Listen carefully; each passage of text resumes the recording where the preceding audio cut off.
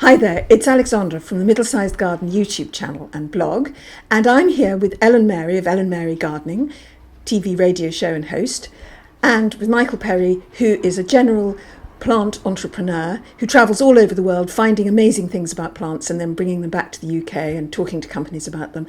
And they have started the plant-based podcast. Yeah, Michael and I just love plants, basically. He's a plant geek and I'm a plant addict, that's what we always say. And trying to reach new people and speaking to new people who are coming into horticulture, and especially the younger generation, podcasts are where it's all at. It's something people listen to. They listen to when they're commuting, they listen to when they're just chilling out in the garden. So we thought it's something new, something a bit different. There aren't any other plant-based podcasts out there that are focused solely on plants relating to gardening and the world around us. So there's lots of plant-based podcasts to do with simply food or recipes. There's lots of gardening podcasts, but we're reaching a whole new range of kind of plants in our lives through our podcast. Plant-based podcast is really opening up the word plant in the bigger sense of the word. So it's not just about plant-based diets, but it's also about plant-based materials, specialist plants, easier ways to garden, gardening hacks. We're talking to people all around the world about such a wide range of subjects. And Ellen and I have loved plants ever since we were knee-high to a grasshopper. So now to be doing a podcast that is everything about plants in every sense of the word is just amazing. And there's so much potential. We'll be doing series for years, I'm sure. I hope that there is something in every podcast that listeners can take away with them, because that's what it's all about. It's about learning. I know it's fun, but it is education as well. And the Plates London podcast, for example, they were discussing the kind of things that you can use in plant-based cooking. So there's something there for people to take away, but also on the website, every single podcast that we put out there, there's also a blog with top 5 tips of something to do related to that podcast. So, for example, we interviewed Beverly Glover, the director of Cambridge University Botanic Garden, and there's top 5 plants for bees. And actually, we had loads of feedback on that one. I think that was a really enjoyable podcast where people had messaged us via social media to say, oh, wow, now I'm really going to plant more plants for bees, and I'm going to use this plant and this plant, and, you know, I'm going to really think about a pollinators area in my garden.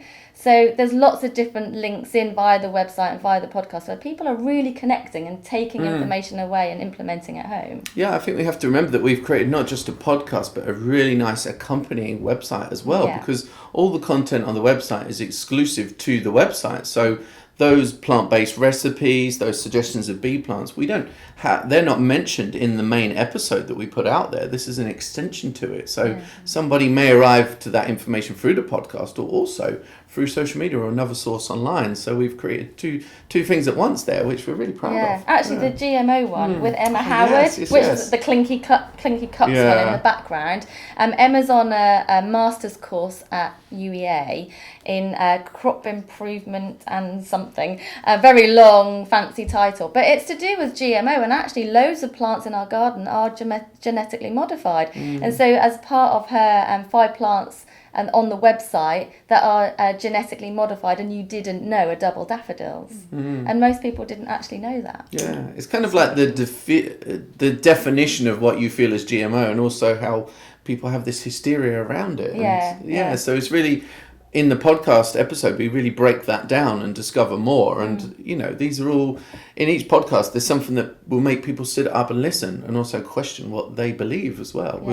With the GMO one, also with the bee one, am I planting enough bee-loving plants in the garden, you know, and so on. And the cannabis oil as well, with Botanic Lab. Absolutely. CBD, We look at different companies, we spot different companies, certainly on social media, who are new, who are interesting, who are doing something different with plants, and then we contact them. And most people say yes. Actually, no one said no yet.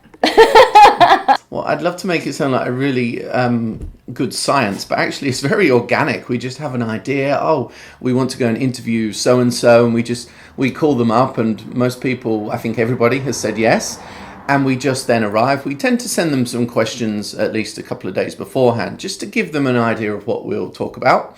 In the first part of the podcast, we tend to talk about the company, the history of the company, kind of basing it around the company and what it does.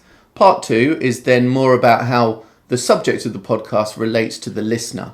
And afterwards, we then record some little pieces in as quiet a room as possible. We've had a few disasters of where we've decided to record these sometimes. So we found that recording it in a Volvo estate car doesn't work. So just for reference. But you need to be obviously in a room with lots of fabric around, so it's quite soundproof.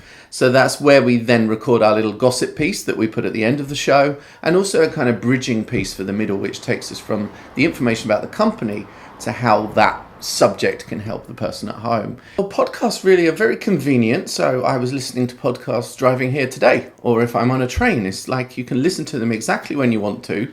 They're also specific to the subject, and they can be incredibly specialist categories as well. So again, like social media, it's reaching out to people that have got such similar interests that didn't know they were there before, and now you've got this source of information in a radio show format. Some are just 10 minutes, but some could be up to an hour. You know, it's such a variety out there, and it's so fun to put it together as well, because we know we've got this interest and we want to share it with other people, and now we can do that. Yeah.